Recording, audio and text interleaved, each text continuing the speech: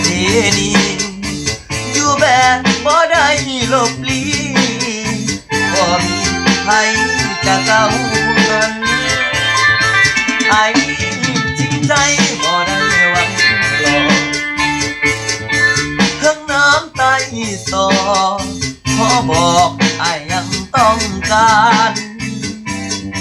เห็นใจตัวเจ้าเป็นน้อยเขาอยู่อย่างทรมานเขาว่าจากเมียอยู่บ้านเกิดสัมพันธ์ได้ซื้อว่าเมีย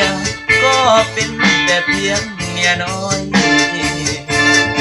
เขาด่าเขาปล่อยเมียน้อยก็มีสิทธิ์ยัง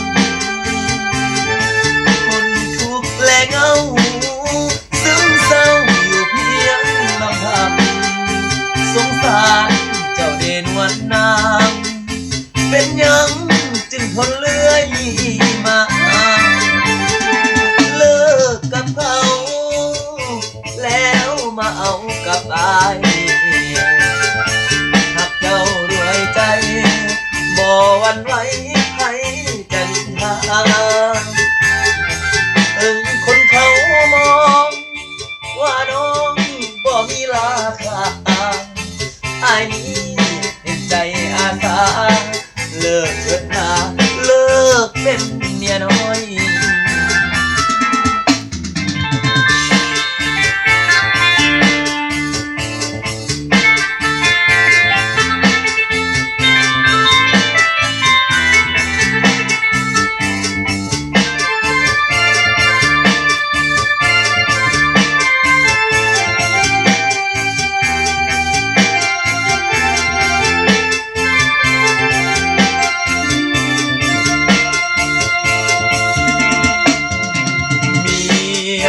ก็เป็นแต่เพียงเมียน้อยเขาด่าเขาปล่อยเมียน้อยบ่มีสิทธิ์ยังทนทุกข์และเงาซึมเศร้าอยู่เพียงลำพังสงสารเจ้าเด่นวันนาง